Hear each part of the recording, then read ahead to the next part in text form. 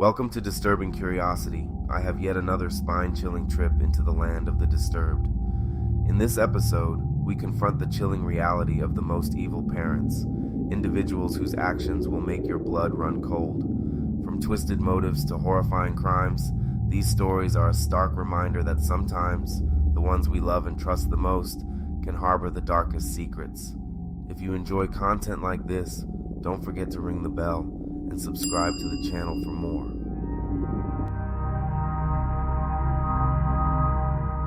David and Louise Turpin gained notoriety for committing severe child abuse against their 13 children. The Turpin family case was discovered in January 2018 when one of their daughters escaped from their home in Perris, California, and contacted the authorities. The Turpin parents, David and Louise, were accused of subjecting their children to extreme neglect, malnutrition, and physical and psychological abuse.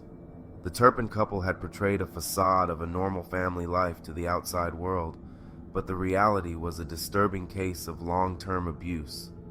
The children, aged 2 to 29 at the time of the discovery, were found emaciated and living in squalid conditions. They were shackled to furniture, allowed minimal access to food, and faced severe restrictions on their daily lives. Upon discovery, authorities were faced with a putrid sight, and the smell had to be horrendous. The children were so emaciated they believed them all to be young children when in fact 7 of the 13 siblings were over the age of 18. The parents were immediately arrested and faced multiple charges, including torture, child endangerment, and false imprisonment. In 2020, David and Louise Turpin pleaded guilty to 14 felony counts, including cruelty to an adult dependent, child endangerment, and false imprisonment.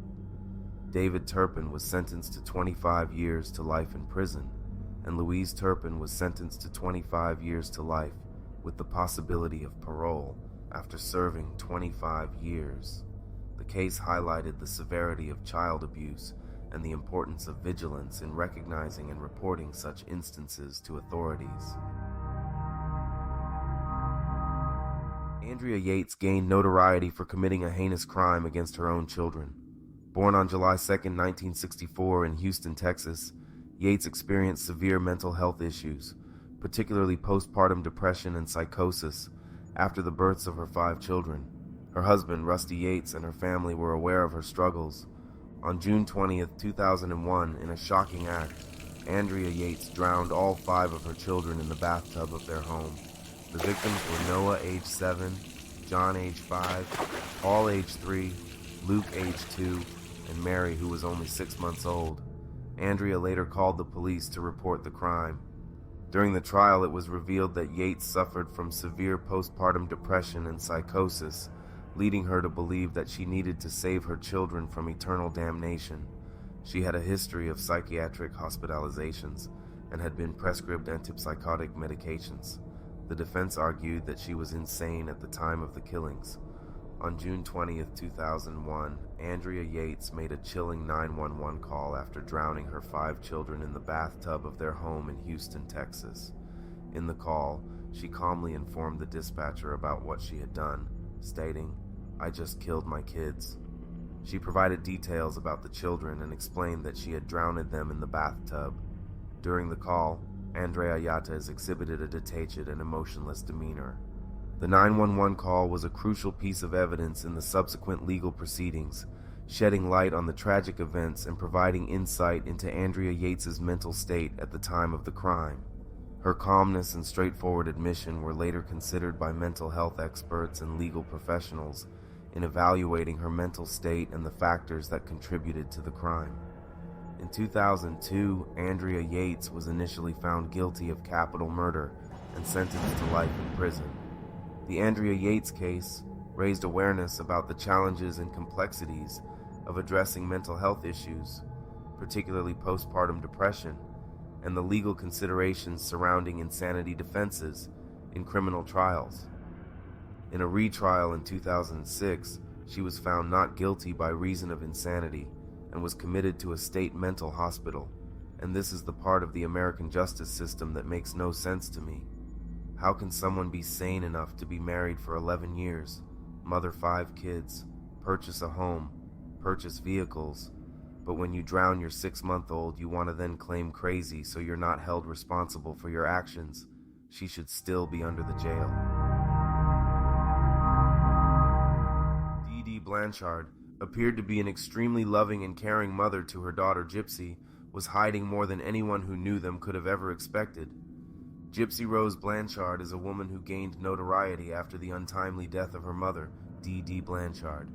But why would a young girl thought to be confined to a wheelchair be involved in the murder of her sole caretaker and mother? Or rather, how could she?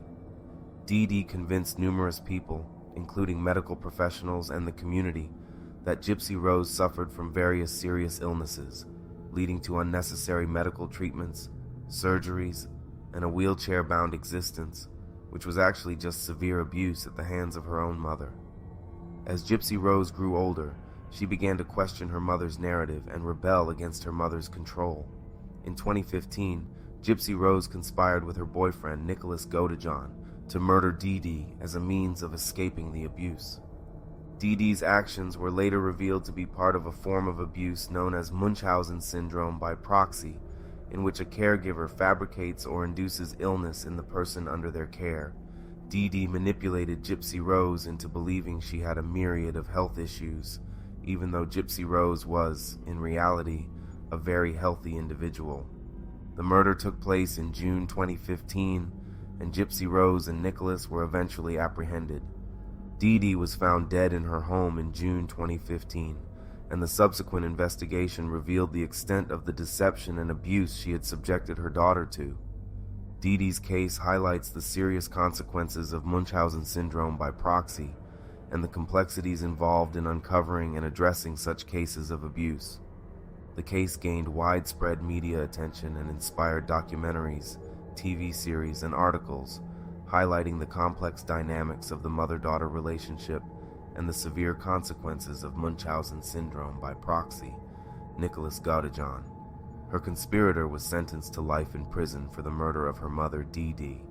Gypsy, however, after the outcry of public sympathy after news broke of the years of abuse she suffered at the hands of her mother, Gypsy pled guilty to second-degree murder and was sentenced to 10 years in prison, which she has served and is now a free woman.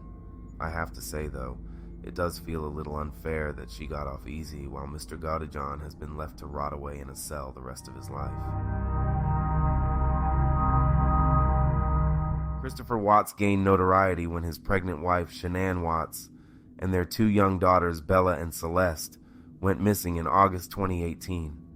Christopher Watts and his wife, Shanann Watts, met in 2010, and their relationship progressed quickly. They first encountered each other through Facebook, and their connection deepened online. The couple's relationship developed rapidly, and they were married in Meade, Colorado on November 3, 2012. Over the next few years, they started a family together and had 2 daughters, Bella and Celeste. By all outward appearances, the Watts family seemed like a happy one. Christopher Watts was a seemingly ordinary family man living in Frederick, Colorado. However, beneath the surface, a troubled and tumultuous relationship was unfolding. In a fit of rage and under the weight of an extramarital affair, Watts strangled his pregnant wife, Shanann, and later smothered their 2 daughters. After the murders, Watts initially presented a facade of innocence, pleading for the safe return of his family. However, his story quickly unraveled as inconsistencies emerged. Watts eventually confessed to the killings, revealing that he had disposed of the bodies at a work site. In November 2018, Watts pleaded guilty to multiple charges, including first-degree murder, and was sentenced to life in prison without the possibility of parole. The case garnered widespread media attention, prompting discussions about domestic violence, family dynamics, and the devastating impact of such crimes on communities. The Watts family tragedy remains a chilling reminder of the fragility of seemingly idyllic lives and the complexities that can lead to unthinkable acts of violence. Thank you, curiosity seekers, for diving into the chilling depths with us on Disturbing Curiosity. Which one of these bad parents upset you the most? Were any of these stories new to you? Have suggestions for future video topics? Be sure to leave it all in the comments below. If these tales of the most evil parents left you on edge and/or made you feel a little uneasy, don't forget to subscribe and ring that notification bell. For more disturbing narratives that defy belief, stay tuned to Disturbing Curiosity. Until next time, stay safe, stay curious, and stay disturbed.